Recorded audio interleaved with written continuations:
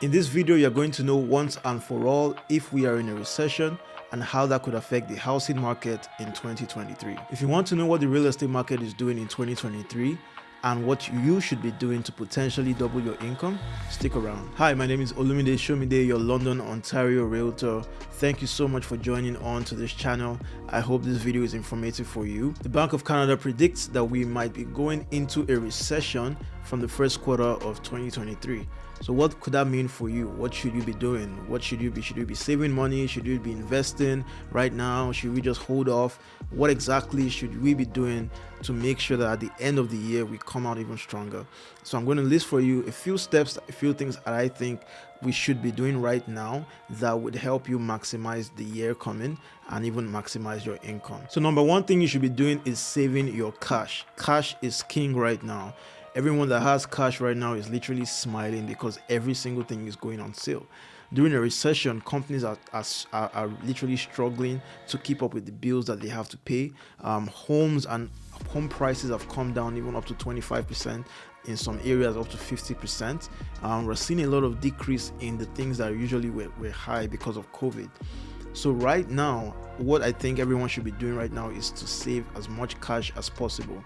You know, right now you don't need to have that expensive subscription, taking those expensive vacations if you can't afford it right now. I think anyone that is looking to better their income next year, coming 2023, should literally just pile cash, because when it comes down to it and when prices go low, the people that would buy up these things at a discount are the people that have the cash to pay for it.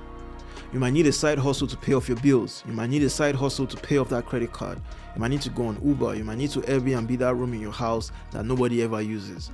Anything you can do right now to cut down on costs and create more money for yourself and your family, this is the time to do those things right now. This is not the time to go lavishly spending, because that's what the Bank of Canada is saying. We're coming into a recession very soon, and what that means basically is that things are going to be a bit more tough.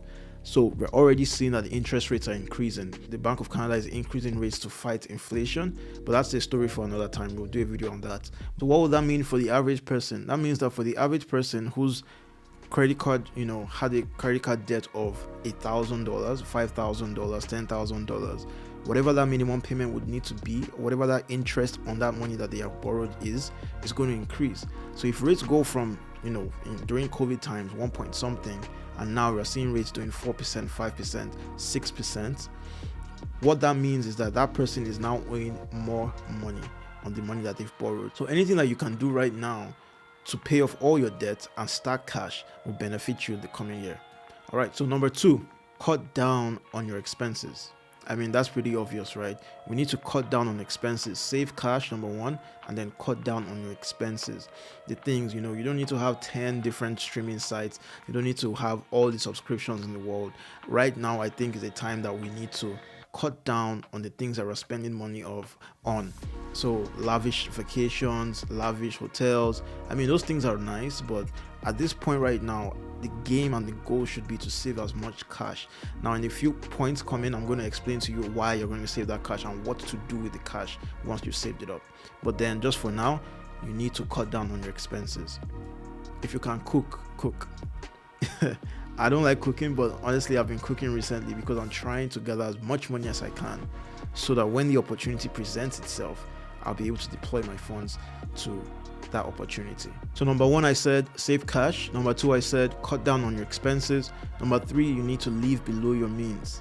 Live below your means. This is not the time to be extravagant, right?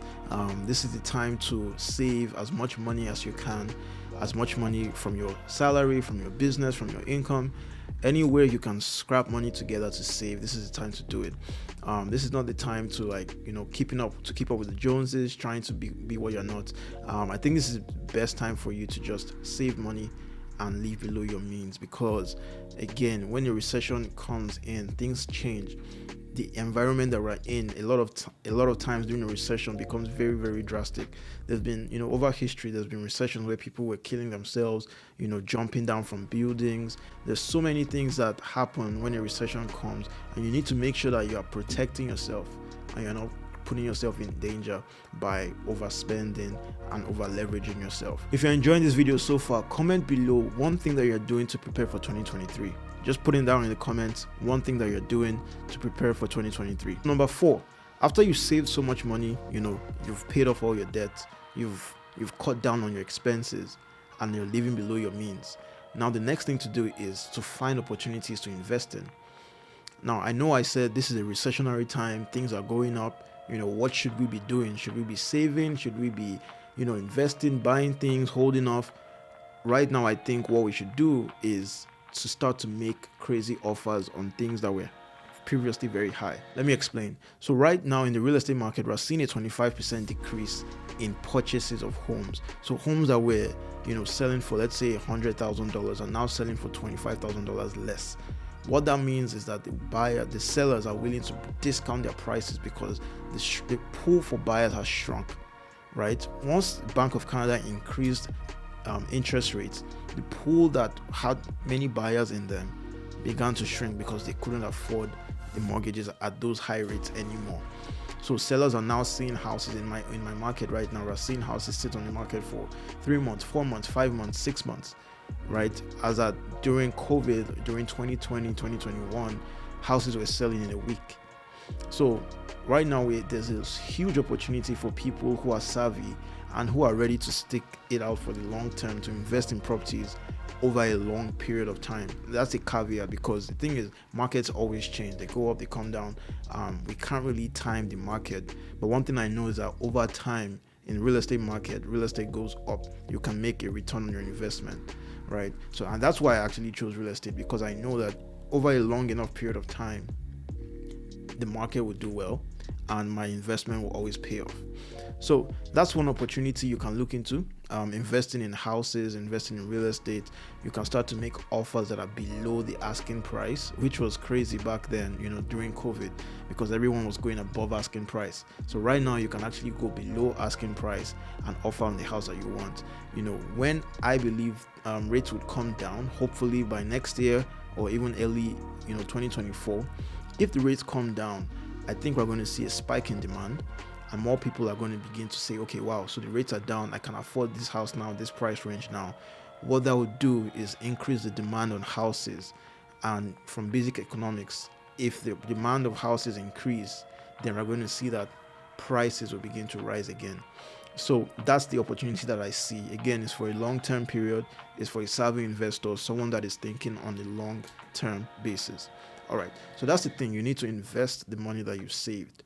After you've paid off your debts, you don't have any high interest rate debts, maybe apart from your mortgage, you invest in opportunities that will pay off in the long term. So those are the 4 things that I think are important, that we should make sure that we're saving the money, make sure that we are living below our means, make sure that we are not subscribing to things that we don't need to subscribe to right now, and also make sure that we are looking for opportunities that may present themselves during this period, especially now that sellers are desperate to sell. If you found this video helpful and you'd like to book a one-on-one consultation with me, click on the link in the description below and I'll be happy to chat with you about all your real estate needs. Until next time, see ya.